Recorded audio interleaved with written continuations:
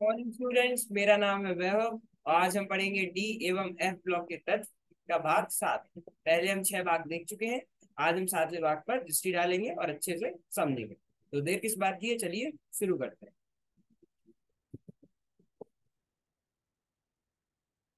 हाँ, तो आज हम पढ़ेंगे सारणी 4.2, है ना, सारणी 4.2। उसके बाद हम उदाहरण नंबर 4.2 देखेंगे। उसके बाद हम 4.3.3 का आयनन एंथैल्पी देखेंगे। ठीक है, ये 4.2 की सारणी आपकी पुस्तक में दी है और ये उदाहरण भी आपकी पुस्तक में है। और आयनन एंथैल्पी का जो टॉपिक है जो हम पढ़ने जा रहे हैं वो आपकी बुक में 4.3.3 पर दिया हुआ है। तो एक बार उस पर दृष्टि डाल देना, उसे अच्छे से पढ़ लेना ताकि और अच्छे से समझ में आए। अगर नहीं करते हो तो भी हम वीडियो देख लो, वीडियो के बाद पढ़ लेना। ठीक है, चलिए फिर शुरू करते हैं। ये देखो, ये सारणी 4.2 है जो क्या बता रही है। प्रथम संक्रमण श्रेणी के तत्वों के इलेक्ट्रॉनिक विन्यास एवं कुछ अन्य गुण। मतलब ये जैसे परमाणु क्रमांक हो गया, स्कैंडियम से जिंक तक हमने पढ़ा था, है ना। 3D श्रेणी है। स्कैंडियम का कितना था, 21, और जेड एंड जिंक का 30। और ये 21 से 30 के बीच में ये पूरी श्रेणी आ जाती है ना। Scandium, titanium, vanadium, chromium, manganese, iron, cobalt, निकल, कॉपर, जिंक, है ना। 21 से लेके 30 तक, है ना। हाँ, और इलेक्ट्रॉनिक विन्यास देखो, अब ये थोड़ी देखने वाली बात है।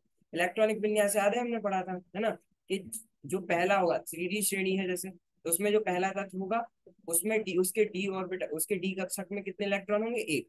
और एस में दो ही होते हैं ना, सामान्यतः दो ही होते हैं जब तक अपवाद ना आए। ठीक है, तो ये हो गया एम में। उसकी मूल अवस्था में कितना, स्कैंडियम की 3D1 4s2। ऐसे ही टाइटेनियम में 3D2 4s2। ऐसे ऐसे चलते हैं। यहाँ पे अपवाद कहाँ पे आता है, अपवाद आता है क्रोमियम पे। क्यों, क्रोमियम चौथे नंबर पे आता है ना, 1 2 3 4 चौथे पे आता है। तो यहाँ 3D4 4s2 होने चाहिए, लेकिन कितने, 3D5 4s1 है। क्यों है, क्योंकि एक इलेक्ट्रॉन जो है वो एस कक्षक में ना जाके डी कक्षक में चला गया। क्यों, क्योंकि इन दोनों के बीच में जो ऊर्जा होती है उसका जो उसका जो अंतर है वो काफी कम है ना। ऐसी फिर एक अपवाद यहाँ पे मिलेगा आपको कॉपर में, है ना। ये कितना, कॉपर कौन से नंबर पे, 1 2 3 4 5 6 7 8 9वें पे है ना।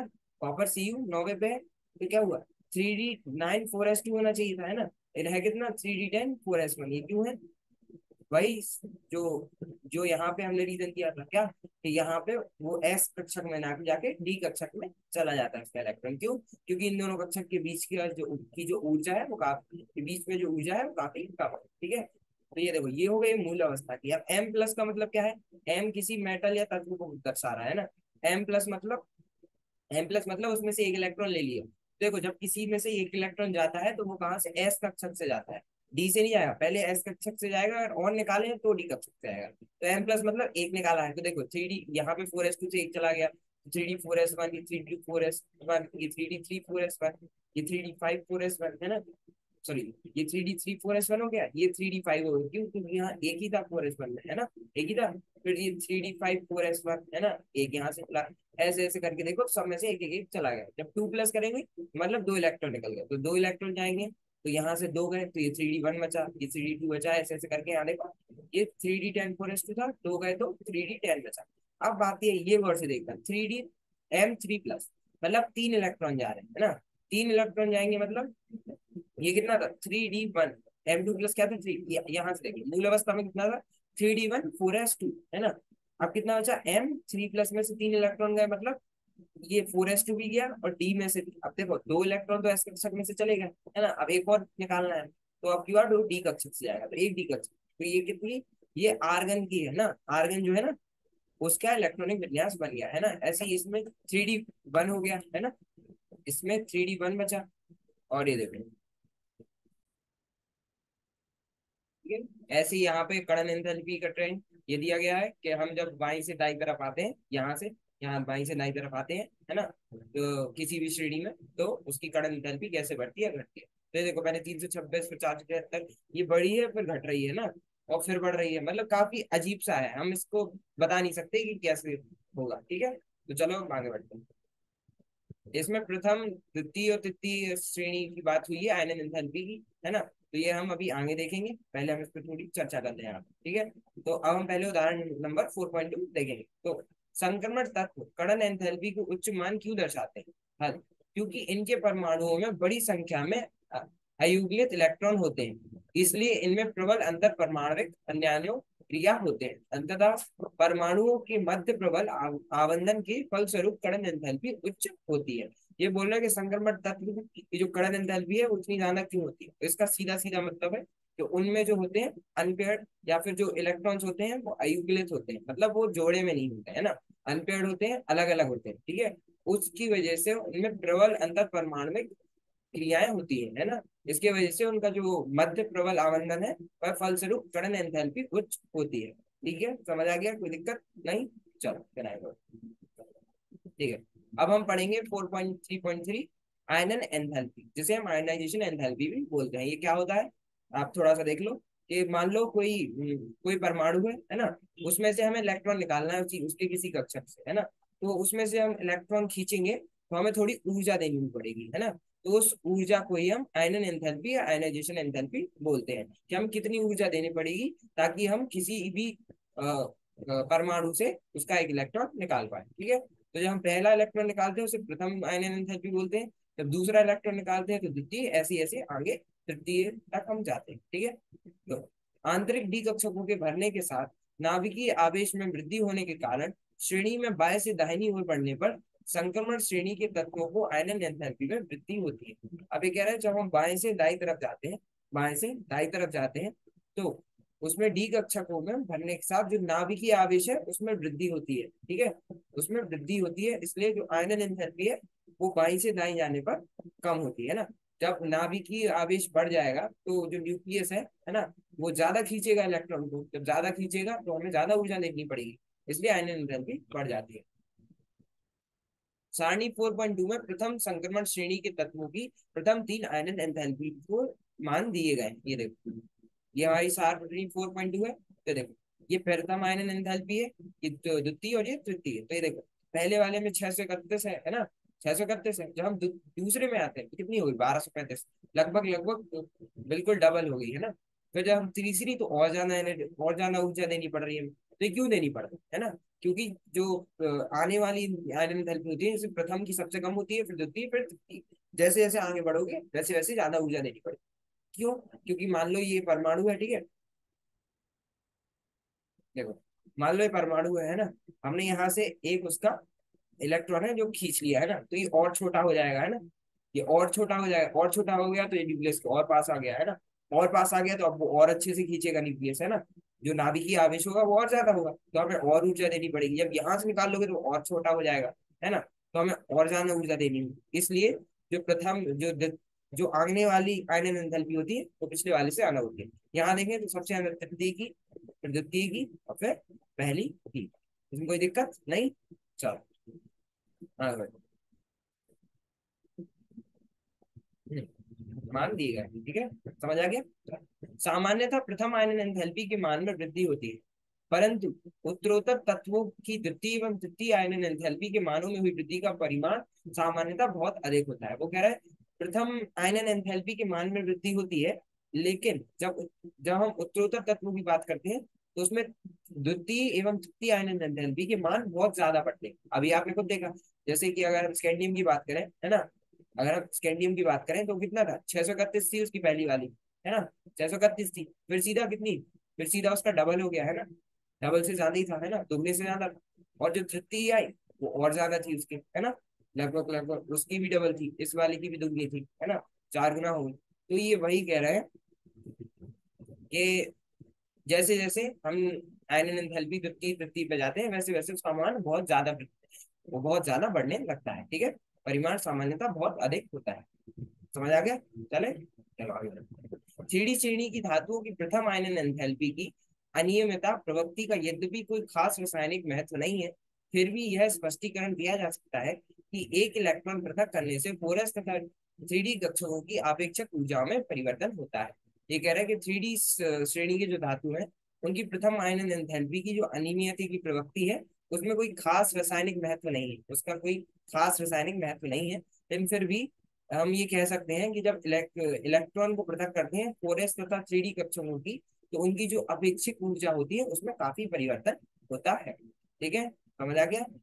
बस इतनी सी बात थी, चलो फिर आगे बढ़ते हैं। आपने पढ़ा है कि जब डी ब्लॉक के तत्व आयन बनते हैं तो NS electron N-1 D electron से पहले निकलते हैं। ये अभी अभी हमने देखा है ना, जब हम इलेक्ट्रॉनिक विन्यास पढ़ रहे थे सारणी 4.2 के, पढ़ रहे थे कि सबसे पहले कहाँ से इलेक्ट्रॉन निकलते हैं, 4s से, फिर निकलते हैं 3d से, है ना।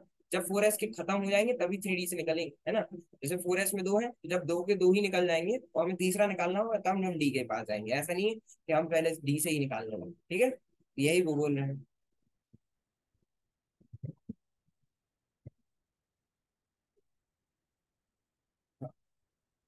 यस।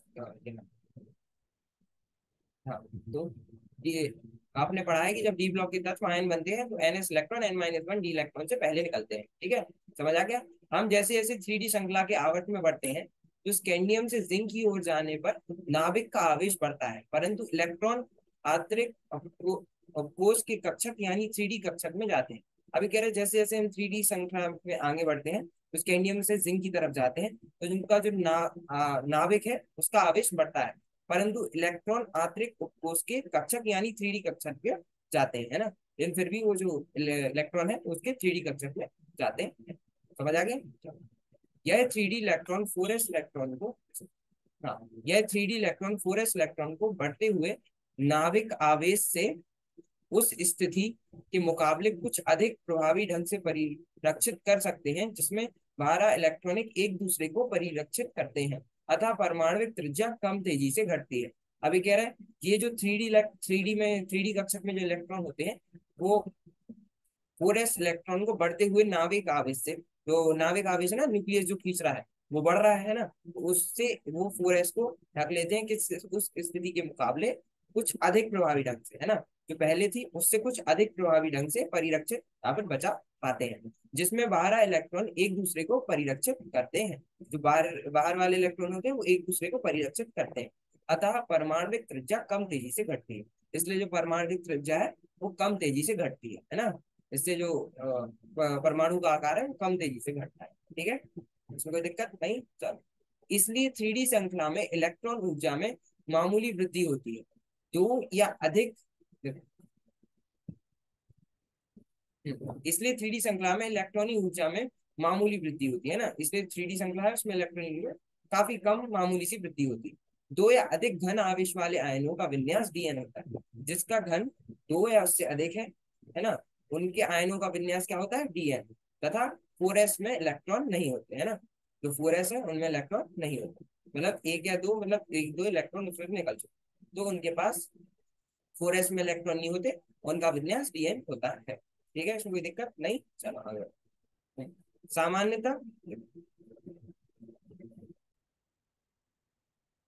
सामान्यतः द्वितीय आयनन एंथैल्पी के मान में नाभिकीय आवेश में वृद्धि के साथ बढ़ने की प्रवृत्ति की अपेक्षा होती है। वो कह रहा है जब द्वितीय आयनन एंथैल्पी के मान में नाभिकीय आवेश में वृद्धि होती है ना, तो उसके साथ उसके भी बढ़ने की अपेक्षा होती है, क्योंकि एक डी इलेक्ट्रॉन दूसरे इलेक्ट्रॉन के नाभिक को के आवेश के प्रभाव में परिरक्षित नहीं करता। तो कह रहा है क्यों, क्योंकि एक डी इलेक्ट्रॉन दूसरे इलेक्ट्रॉन को नाभिक के आवेश में के प्रभाव में परिरक्षित नहीं करता है, ठीक है। इसका कारण डी कक्षकों की दिशा का मित्र होना है ना, जो डी कक्षक है उनका मित्र होना। यद्यपि द्वितीय एवं तृतीय आयनन एंथैल्पी में निरंतर वृद्धि का प्रभाव Mn2+ तथा Fe3+ आयन बनने में टूट जाता है, इसलिए द्वितीय एवं तृतीय आयनन एंथैल्पी में निरंतर वृद्धि का प्रभाव Mn2+ तथा Fe3+ आयन बनने में टूट जाता है, कोई दिक्कत नहीं। दोनों में ही आयनों का विन्यास D5, ठीक है, दोनों में ही आयन का विन्यास कितना है, D5। कैसे, Mn कितना था, Mn देखो, Sachin Tendulkar very crazy man कितने पे आए, 5वें नंबर पे, 5 मतलब 3D5, है ना। डी कक्षक में कितने 5 इलेक्ट्रॉन बनेंगे, कितना हुआ 3D5 4s2 हुआ 3D5। तो अब देखो Mn2+ का मतलब क्या है, इसमें से 2 इलेक्ट्रॉन निकालो, 2 इलेक्ट्रॉन कहाँ से आएंगे, पहले डी कक्षक से नहीं जाएंगे, कहाँ से आएंगे, एस कक्षक से जाएंगे, है ना। एस कक्षक से जाएंगे तो एस में देखो हमने निकाले कितने, 2, तो एस का पहला निकलेगा फिर एस का दूसरा भी निकलेगा, तो एस कक्षक खत्म हो गया, अब क्या सिर्फ डी बचा, है ना। डी कक्षक बता, डी कक्षक क्या है 3D5, तभी उसका विन्यास कितना हो D5। ऐसे ही हम Fe3+ की चर्चा करेंगे, तो क्या Sachin Tendulkar very crazy man gets free, है ना, ये कितना छठे पे है ना, क्या होगा छठे नंबर पे है, तो उसका इलेक्ट्रॉनिक विन्यास क्या होगा 3D6 4s2। अब बात तो है नहीं, तो एस में 2 आएंगे, और डी कितना, डी में 6 इलेक्ट्रॉन, तो कितना हुआ 3d6 4s2। अब ये कह रहा है Fe3+, 3+ मतलब उसमें से 3 इलेक्ट्रॉन गए, है ना। तो पहले एस कक्षक से जाएंगे, तो एस कक्षक में 2 होते हैं, तो पहला गया दूसरा गया, एस कक्षक खत्म। लेकिन अभी तीसरा भी निकालना है, तो कहाँ से, अब निकलेगा डी कक्षक से, है ना। तो 3d6 4s2 था, तो एस निकल गया। अब 3d6 में से एक निकलेगा, तो कितना बचा 3d5। 3d5 मतलब यहाँ भी उसका विन्यास कितना है d5। तो यही बता रहे हैं M2+ तथा Fe3+ आयन बनने में टूट जाते हैं, और दोनों में ही आयनों का जो विन्यास है वो क्या है d5 है। कोई दिक्कत नहीं, फिर आगे बढ़े। चलो। इसी प्रकार का विचलन बाद की संक्रमण श्रृंखलाओं के संगत तत्वों में भी आता है। अब कह रहे इसी प्रकार का जो विचलन है बाद की जो संक्रमण श्रृंखलाएं हैं उनकी संगत के तत्वों में भी आता है। तो आज हमने क्या देखा, आज हमने काफी लंबा पढ़ा है ना। आज हमने सारणी 4.2 देखी, उसके बाद हमने उदाहरण 4.2 देखा, और आयनन एंथैल्पी जो कि 4.3 में दी हुई है। ये श्रेणी अच्छे से हमने इसमें क्या परमाणु क्रमांक, इलेक्ट्रॉनिक विन्यास और कर्ण एंथैल्पी देखे, और इसमें हमने मोटे मोटे तौर पर आयनन एंथैल्पी जो प्रथम द्वितीय तृतीय है उस पर चर्चा की, है ना। एक द्वितीय, सबसे अंत द्वितीय की, फिर द्वितीय की, फिर प्रथम, है ना। उसके बाद ये उदाहरण हो गया, इसके हमने काफी पॉइंट्स पढ़े। इसके बाद आज के लिए हम इतना ही रखते हैं। आज हमने सारणी 4.2, उदाहरण 4.2 और आयनन एंथैल्पी की चर्चा की। जितना भी पढ़ा है एक बार पुस्तक से पढ़ लेना, ताकि और अच्छे से समझ में आए, ठीक है। बाकी आगे हम क्या, आयनन एंथैल्पी थोड़ा बाकी है, तो ये पढ़ेंगे। उसके बाद हम 4.3.4 में ऑक्सीकरण अवस्था है, ये आपकी पुस्तक में है, तो एक बार देख जरूर लेना, नहीं तो वीडियो के पाते हैं, ठीक है। तो ऑक्सीकरण अवस्था पे चर्चा करें। ऑक्सीकरण अवस्था क्या, तो +1 +2 होते हैं ना। तो मूल अवस्था क्या होती है, नॉर्मल, है ना। मूल अवस्था जैसे Zn हो गया, ऑक्सीकरण अवस्था जैसे Zn+1, उसमें से एक इलेक्ट्रॉन निकल गया, है ना। तो ये होती है ऑक्सीकरण अवस्था, तो हम इस पर चर्चा करेंगे, ठीक है। बाकी आज के लिए धन्यवाद, थैंक यू, इतना ही रखते हैं, मिलते हैं अगली कक्षा।